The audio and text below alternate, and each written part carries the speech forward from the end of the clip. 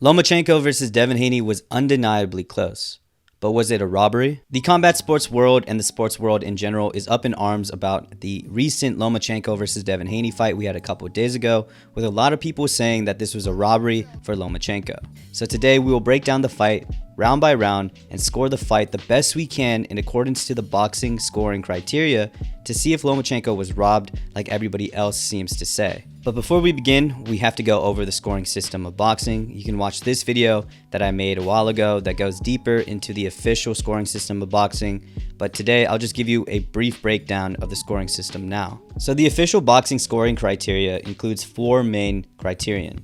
The first being effective aggression, who is being aggressive in landing shots, i.e. moving forward, initiating exchanges, and is landing more than they're getting hit. The second is ring generalship, or simply put, who is controlling the fight and enforcing their style.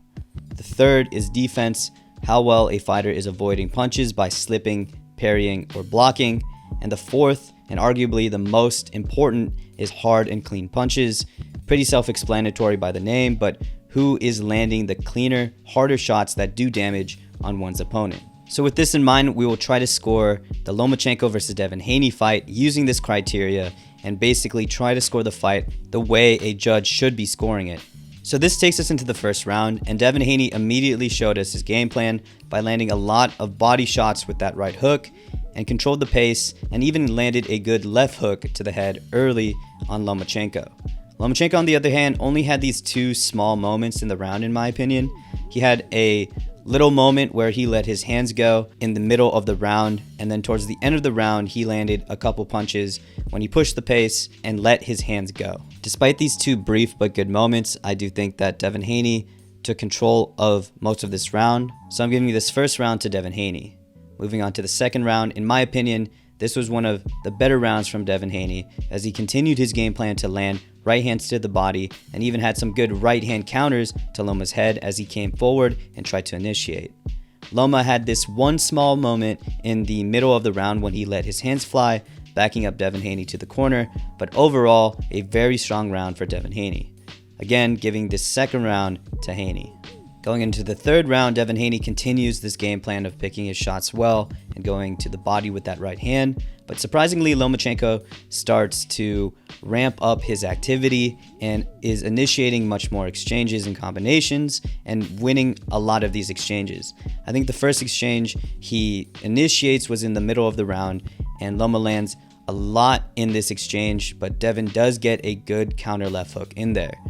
The second exchange that he starts to flow and starts to get into a rhythm that most Lomachenko fans know him for. And so for this, I would give the third round to Lomachenko. Going into the fourth round, Lomachenko would continue his aggression and moving forward as he recognized that in the last round, he was finding a lot of success when he did so. Devin Haney, on the other hand, recognized this early and decided to fight really well on the back foot, boxing on the outside, and moving really well along the ropes. I think he landed a really good uppercut, which was one of the best shots that he landed throughout the fight. And though Lomachenko did have a couple good moments, I think overall Devin Haney landed the stronger, more precise punches. So I'm giving round 4 to Devin Haney. Going into the fifth, it was pretty much the same story, with Devin Haney continuing his game plan with landing these big right hands to the body, and he just landed these so much more consistently throughout the round. Lomachenko did, however, have a really big moment in the middle of the round when he landed this big double left down the middle and brought Devin Haney to the ropes, cutting the distance. But despite this big moment, I think Devin Haney landed the cleaner, harder shots, and because of this, I'm giving the fifth to Devin Haney as well. Going into the 6th round and onward, we go into some of the bigger and more controversial rounds of the fight. Now we go into the 6th round. It was one of the more closer rounds in my opinion, and Devin Haney obviously came out going to the body again with his right hand. Devin Haney would also land clean to the head, one being this lead uppercut. Meanwhile, Lomachenko had a couple good moments in this fight, one being this 3-punch combination in the middle of the round that started with his jab, then his left hand, and then another uppercut with his left hand. He'd also land this beautiful 2-1 down the middle. Now this round was really close, but if we go back to the scoring criteria, I think Devin Haney showed effective aggression by moving forward and picking his shots well, especially to the body again. And also, I think he displayed really good ring generalship by controlling where the fight was going. We can argue who was landing the better shots, the harder, cleaner shots, but at the end of the day, I think the ring generalship and the effective aggression really won Devin Haney this round. Going into the 7th round, I would say this is where the momentum would shift for Lomachenko. He would land these very precise 1-2 punches, basically straight punches down the middle. I think towards the end of the round, he landed a 1-1-2. He was landing consistently with a left hand down the middle, and he was working really well around Devin Haney's body shots. So we're giving the 7th to Lomachenko. Lomachenko would continue his momentum going into the 8th round and continue his success with straight punches. In one occasion, he would land a double left, and in another occasion, he would land a really stiff jab. I think ultimately, Lomachenko landed the harder, cleaner punches, but Devin Haney still had success going to the body. Still though, I think we'd give this round to Lomachenko. We get into the 9th round, which is by far the closest and most contentious round. I know we've said that a lot of these rounds are very close, but the 9th round by far is the closest one.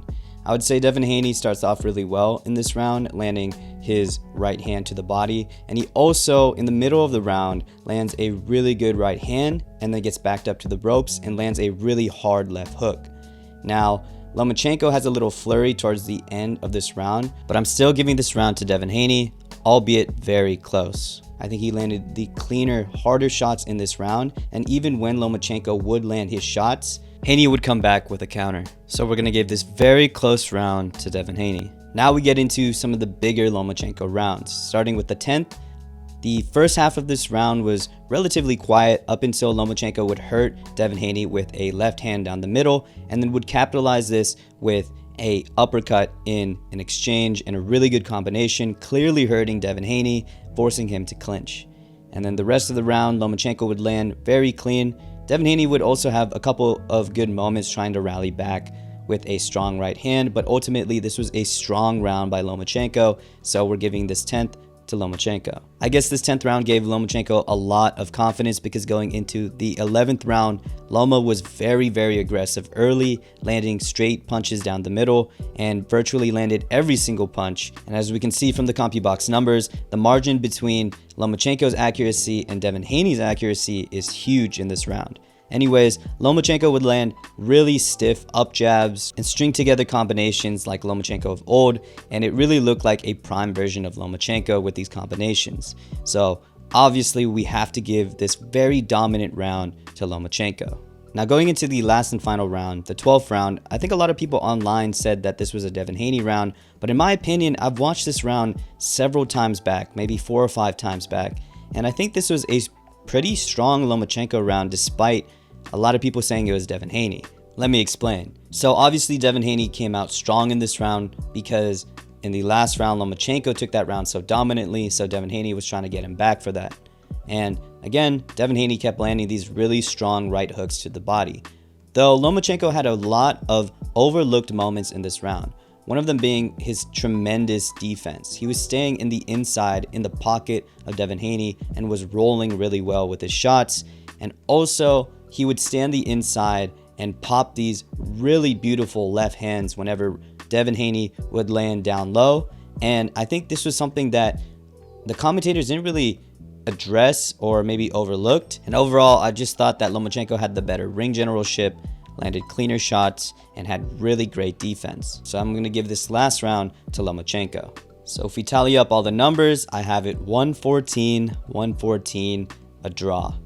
And I know this is kind of disappointing because you probably clicked on this video wanting a decisive answer. I wanted a decisive answer as well, but I've looked back at this fight multiple times, like probably 4 times in its entirety throughout editing and creating this video, and it's just the same scorecard for me every single time. Though I'd also like to add that because of rounds like the 6th and the 9th, rounds that were super close but I gave to Devin Haney, if you were to give one of those rounds to Lomachenko, I could see a 115-113 scorecard for Lomachenko being pretty reasonable, but I think the one thing that we can all agree on is that a 116-112 scorecard for Devin Haney is pretty unreasonable. I saw a really great comment in a video on this fight, and basically it said there shouldn't be such a disconnect between us and judges.